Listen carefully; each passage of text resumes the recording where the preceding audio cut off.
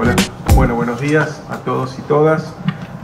Primero, agradecer la convocatoria y también celebrar que un sábado a las 11 de la mañana, un feriado largo, se constituye así como un acto de masas.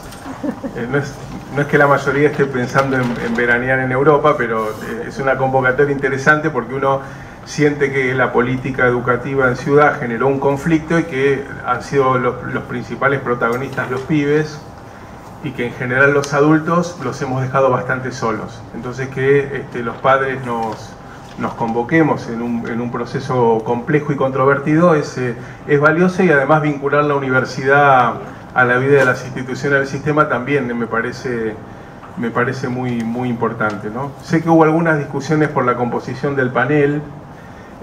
Algunos padres reclamaban personas neutrales, ¿no? Como si a propósito de un conflicto pudiera haber neutralidad. Es cierto que hay que ser lo más riguroso y objetivo posible, y la academia tiene ese título, no por Racing, ¿no? Entonces uno tiene la responsabilidad en el uso público de la palabra, que tiene postítulos en educación y entonces seguramente va a decir verdades incuestionables. Nunca es así, y es bueno que después de nuestras intervenciones se abra algún debate al respecto, ¿no? Mi especialidad, o en lo que yo trabajo además del campo de la educación, es la política educativa. Entonces me parecía que el aporte que yo podía hacer era alguna reflexión de elementos para pensar, bueno, qué implica una reforma, qué se pone en juego en una reforma a través de una política educativa, qué implicancias tiene. Tomar un poquito el documento La Escuela que Queremos, que es un documento con un título muy interesante, porque hace una pregunta y se pregunta por la escuela que queremos, solo que parece que la contestó muy poca gente, esa pregunta. Entonces, me parecía importante aportar algunas cuestiones para esta discusión, y además conversamos con los compañeros y más o menos nos dividimos un poco los temas, de manera que hay una cierta coordinación espontánea en el panel, semi-espontánea, ¿no?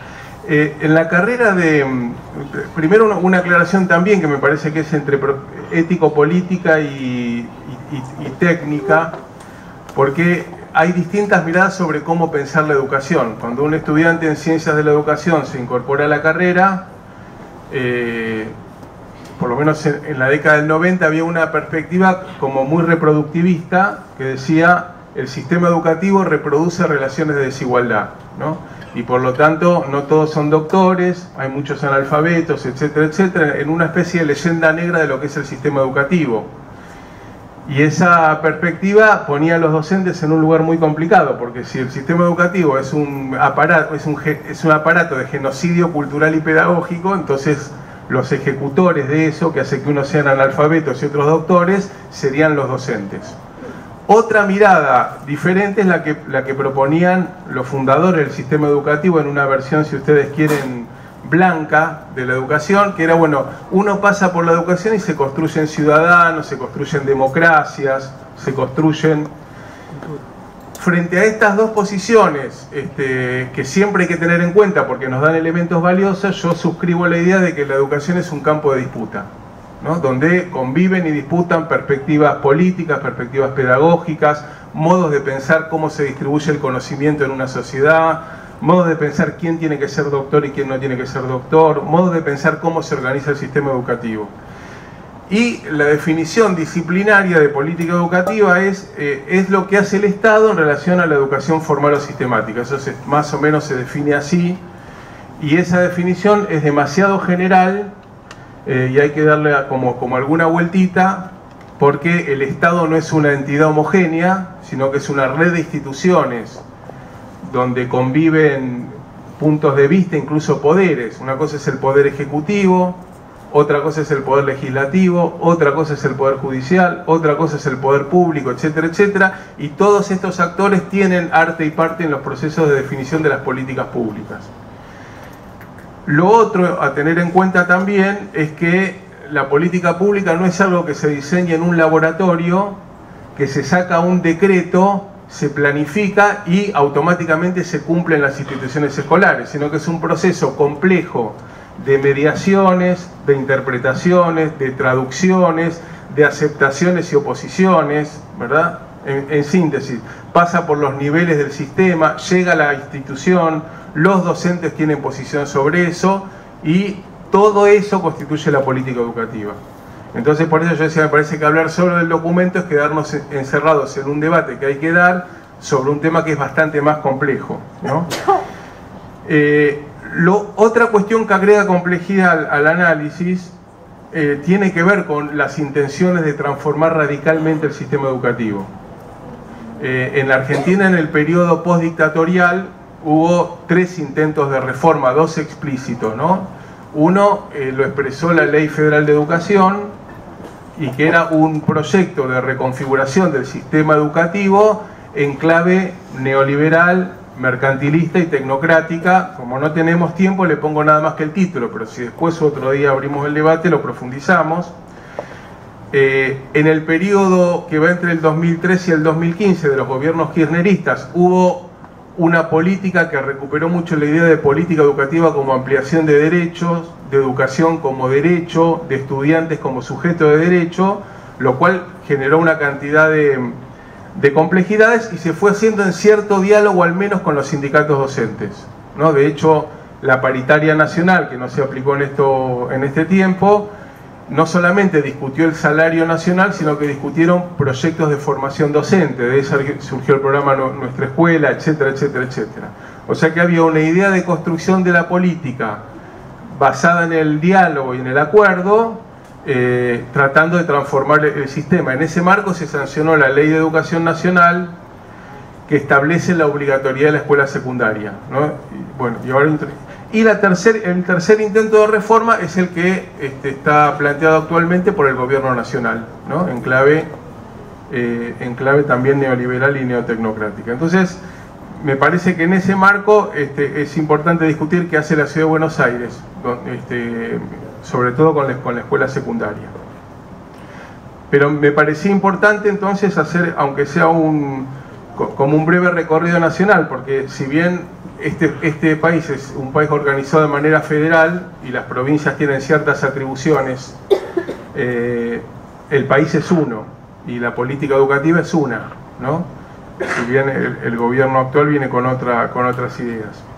Entonces, a mí me parecía importante hacer, aunque sea un rápido recorrido de la política educativa nacional, y después me meto un poco en este documento y en algunas cuestiones de ciudad, y después iremos llegando de lo más general a lo más particular.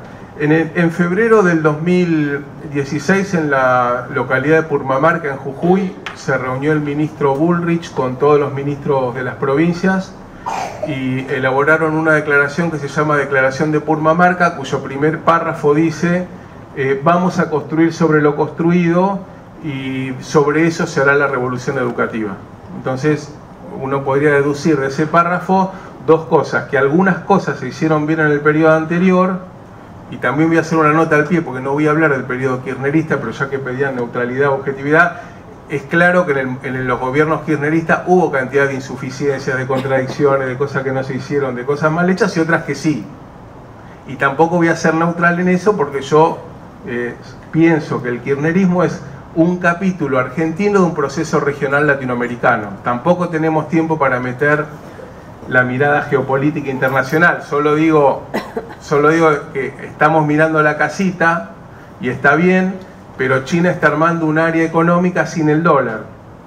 Y la perspectiva en los próximos años es que el dólar deje de ser la moneda de cambio en el mundo y que haya cambios muy importantes en el mundo. Por citar un cambio, que nos va a venir como una oleada gigantesca, como un tsunami, y si no lo podemos mirar a tiempo no lo vamos a entender. Puedo decir otra cosa inquietante del mundo también, para tener en cuenta, porque el trabajo es un foco del documento de la escuela que queremos, y es que el desarrollo tecnológico está generando un proceso productivo donde cada vez hace falta menos mano de obra humana. Y por lo tanto se abre la posibilidad de liberar a la humanidad, de emanciparla del trabajo pesado, o de convertir un mundo de esclavos. Son alternativas, pero en ese mundo estamos discutiendo esta reforma educativa puntual.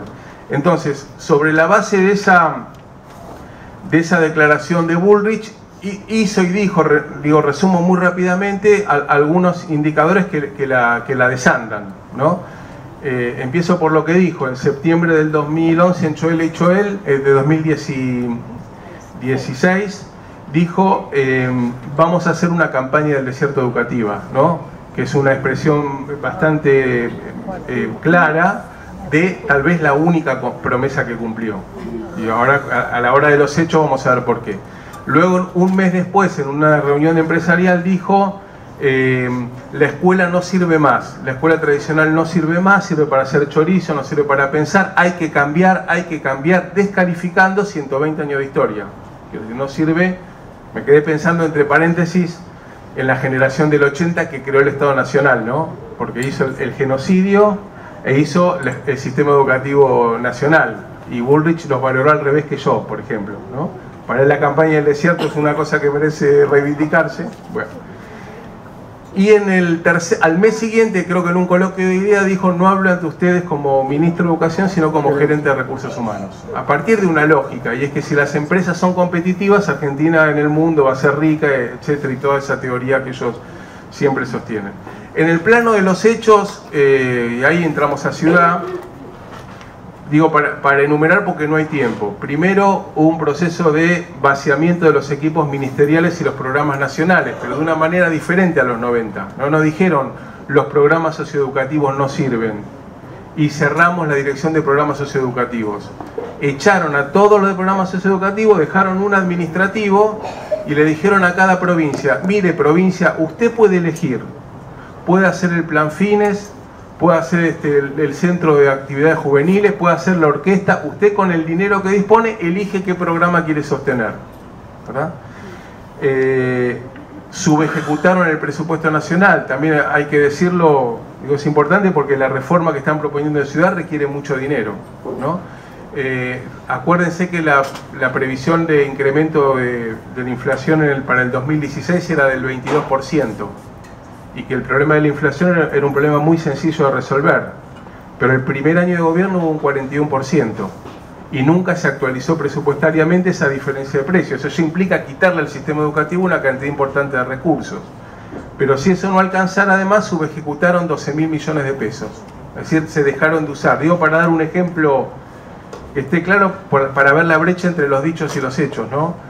Para ellos, por ejemplo, el jardín de infantes es muy importante.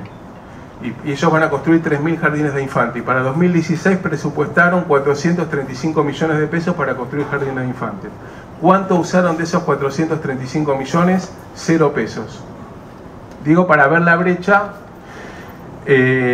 Entonces, la no realización de la paritaria nacional tiene que ver con una misma concepción.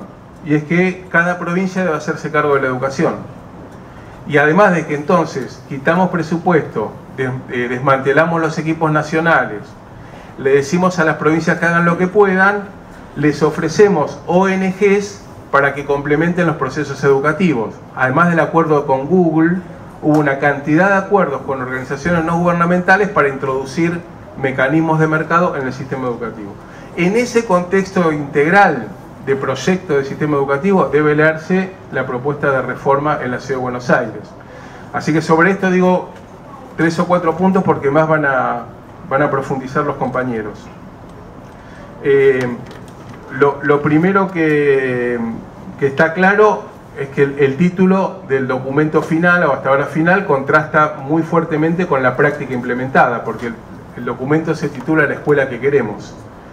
Y yo me pregunto quién se contestó esa pregunta, porque eso circuló a través de un PowerPoint que tenía una cantidad de inconsistencias que fue denunciado y donde se informó que esta reforma iba a ser aplicada sin más a partir del año que viene, lo cual generó una respuesta general y un pedido de diálogo. También hay que decir que antes de la primera toma, digo, pues yo trabajo mucho con sindicatos docentes y universidades del interior, pero ya aprendieron lo que es la cultura dialoguista del gobierno, ¿no?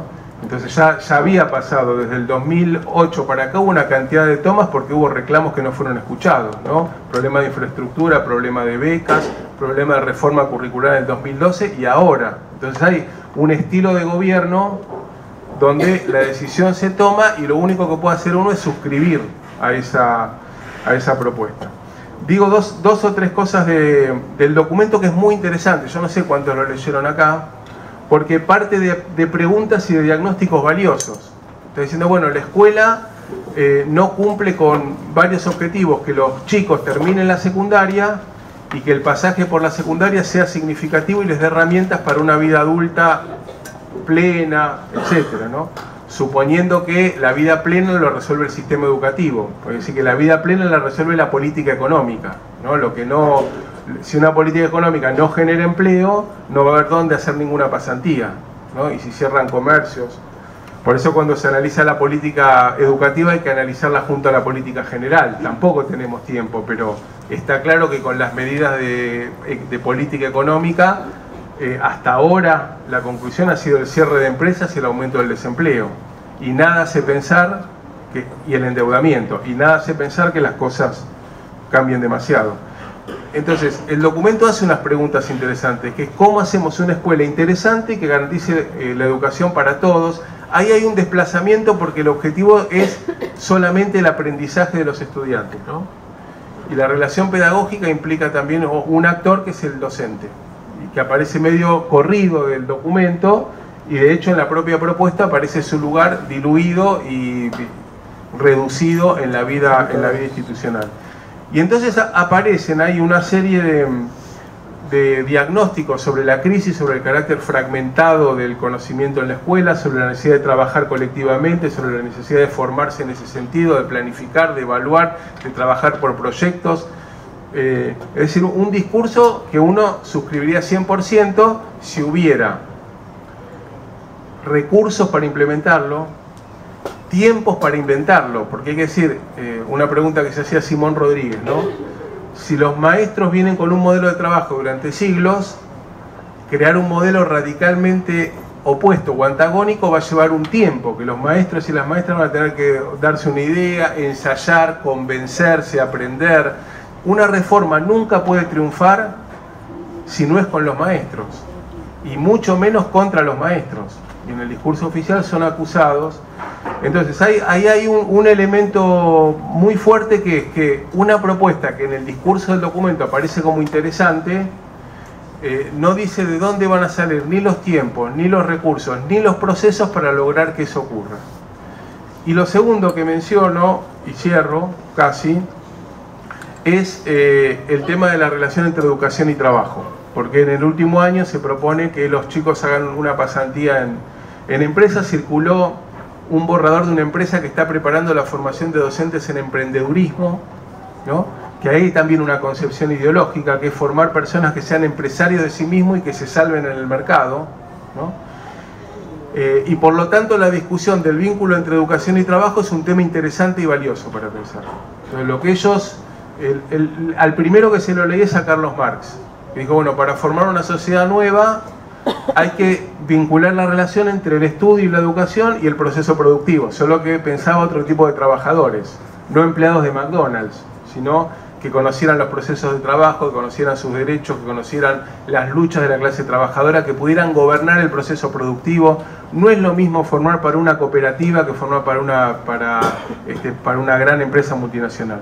No es la misma formación. Por lo tanto, la discusión entre educación y trabajo es un punto interesante que merece profundizarse y discutirse. Los que venimos de mi tradición, no sé si se puede decir que es una tradición de izquierda, valoramos el trabajo como elemento formador, como elemento pedagógico, pero no se puede. Que no conste en actas, pero soy eso. Entonces, valoramos el trabajo como un elemento formador fundamental, pero el trabajo emancipador, ¿no? Que es una discusión que está...